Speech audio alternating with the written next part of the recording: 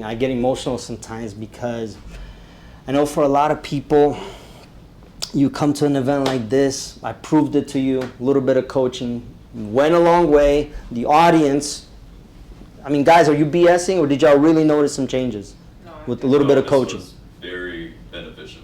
It was.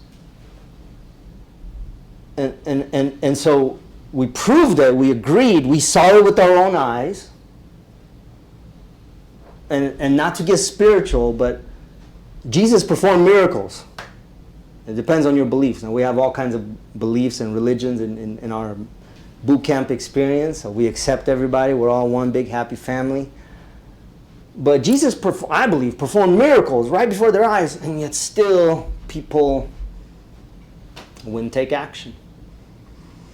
Because by nature, our brain is designed to just take the easy path, the path of least resistance. I mean, I've gotten this far. Come on, I'm successful. If we're in America, let's call it like it is. Can we call a spade a spade? Go ahead. We are spoiled brats in America. We're getting over like fat rats. All of us, all of us, all of us. Especially the people in this room. How much food did you throw away last week? Oh man, I think I want Uber Eats. Yeah, we got, that's okay. Some people are just starving for food, starving for clean water. We just throw it away. So it's hard, that's what Mike Tyson said, it's hard to get motivated to go for that belt when you're sleeping in what? Silk sheets. So that's our biggest problem of why we wouldn't go further, because we're already doing good. And we're full. I'm living good. I'm already. Why would you go for more?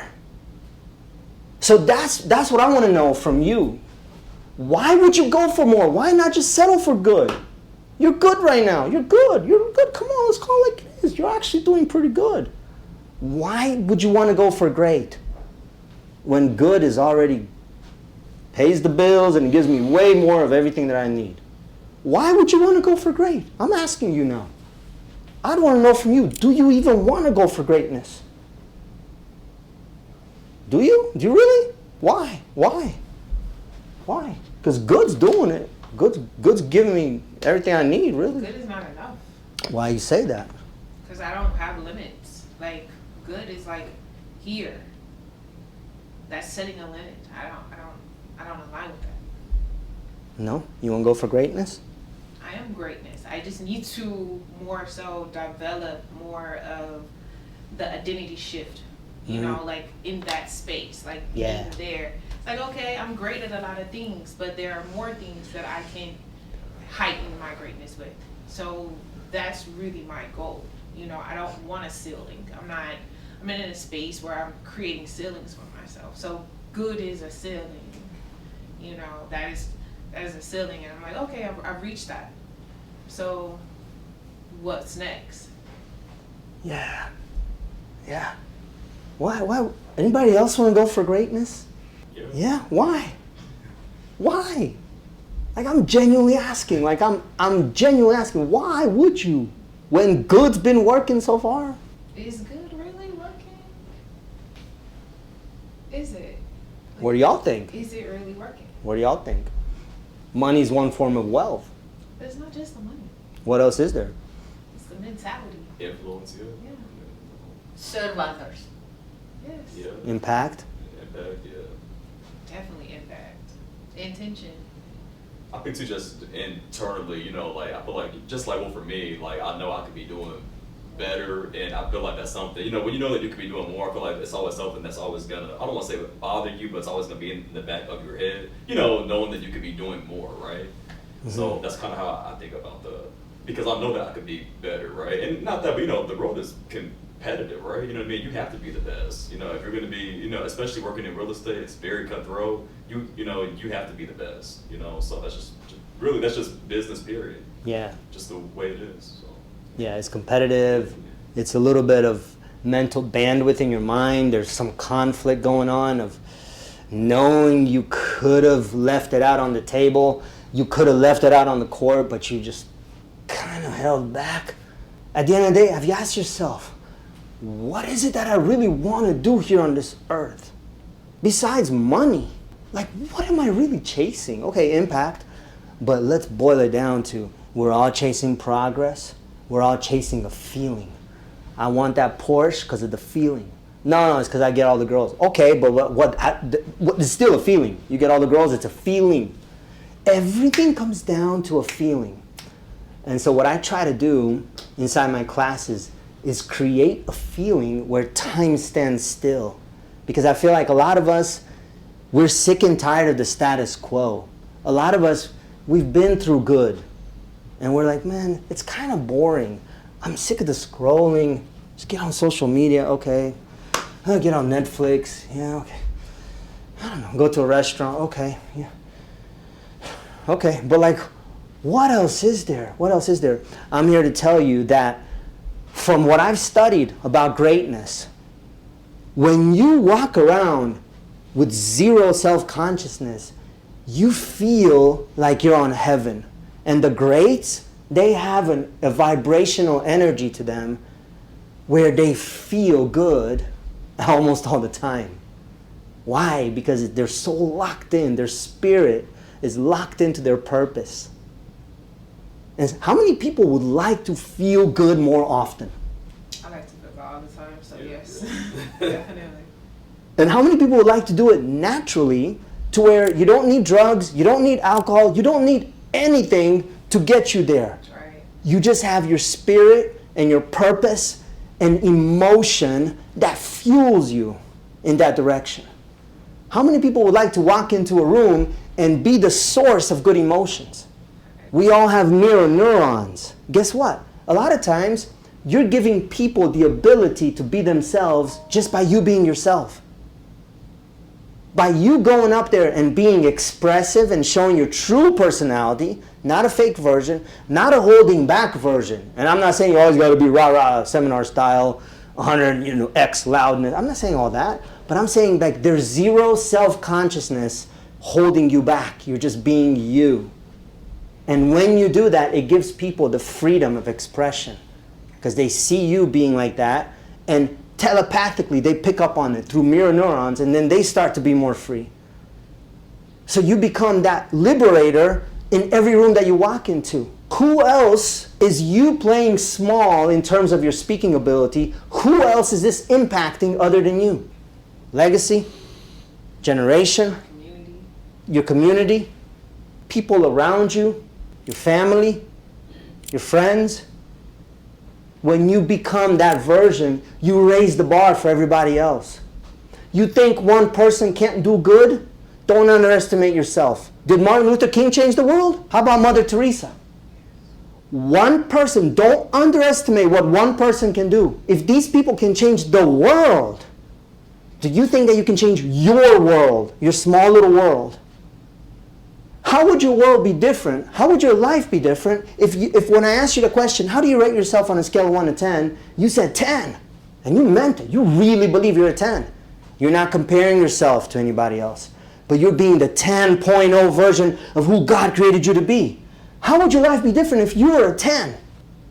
What would you do? What would you go for? Just imagine your life. Having this supreme confidence, not cockiness, but confidence and competence. Knowing that you can hold an audience captive for long periods of time. You could put on your own events, your own seminars. You could walk into rooms. You could start getting invited to podcasts. You could do a lot of things, panel discussions. You could be that person in every room that gets more opportunity, more business. How would your life be different? What would you do if when I said, how do you rate yourself on a scale of 1 to 10, you said 10? How would your life be different, guys? What would you do? Are you holding back? See, what I realized years ago is that public speaking is the one thing that creates all the unlocks in our life. I never knew that just changing this one area is going to impact my motivation, where I have drive to do certain things. I never knew that my mental bandwidth would be completely open to pick up downloads from the universe. And I walk around in a spirit of freedom, almost like I'm on drugs. And guess what, guys? I used to be on drugs. I tried drugs, alcohol, and everything to try to fix this problem of, man, I'm just not being myself. I'm holding back when it comes to expression. Some of you, you've been holding back for years, and you've tried a lot of different things. You've tried classes, you've tried YouTube videos, you've tried all types of things to get you out of your shell, and nothing really worked. And what I want to tell you is that the solution that we provide at Atlanta Public Speaking is very different. There's a reason why I give people 12 months access to live, in-person, half-day trainings that happen every single week. It's always in person. That doesn't mean you have to show up to every class every week for the next 12 months. Most people get magical results in session 3 to 4. So over the next 12 months, if you can find 3 to 4 times you can get up there, join one of these sessions. Even if you come a little late or you leave a little early, it's going to create such a change in your life that you can't turn it off. You start going out there in the real world and you're like, man, I am coming across different when I speak to people. I see it the way that they start to respond to me. You're going to start to see that eyeballs will get stuck on you. Wherever you go, you bubble up to the natural leadership position in that group. And you're going to be like, okay, something is changing. And you're going to trickle down. It was joining the class.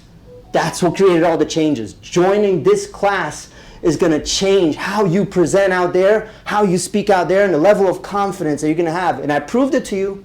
I proved it to you with a smart little 2-minute drill, but it was enough to show you like, okay, this is real deal. This guy can help me change my personality. And trust me, I can. I've been doing it for 14 years. So what does it look like? Write this down. Every other Thursday, 6 to 10 p.m., we got a live class in Roswell. Every other Thursday, 6 to 10 p.m. Again, you don't have to stay till 10. You can leave a little early. When you come in, just be expecting that it's going to be the ride of your life for that evening, and it'll spill over to Friday and Saturday and Sunday. It's going to be a spiritual experience. It's not like today. Today was a little warm-up drill. I don't want to scare you. I don't want to give you too much. That's like, it might shock the nervous system too much. Inside the classes, though, it's going to go deep. But we said earlier, we're tired of the surface level. We want to go deeper. We want something real. We want to really change. Do we really want to change? Do we really want to go for greatness? Well, then guess what? It's going to require us to go deep, to get real, to get emotional. That's what's going to happen in the group. And then every other Saturday, write this down, 1 p.m. to 5 p.m., Sandy Springs location. I'm going to send you all the information. So, what happens inside the classes? Obviously, you have to join to really find out. But in short, we take information, we make that into transformation. It's a metamorphosis. You become almost like a movie character where the character starts one way. This is pre-class. They join. Here's their first Thursday. Or a Saturday, they join. This is who they are coming in. And then throughout the class, it's like a metamorphosis. This character just grows. And you become someone different. It's you, but it's the real you. You become the real you. You become that self-ideal. That person somewhere in your mind's eye, deep in your subconscious, you've seen yourself like peak state, being dynamic, charismatic, being unhinged. You've seen that. That's who you become inside the classes. How does it change your life? We already talked about it earlier. We've had people get up on stage, pull keynotes. We have people explode their business. But again, those are things that you can measure. I don't think that those are the most important things. I lost my sister to a rare lung disease in 2018. She was 45 years old.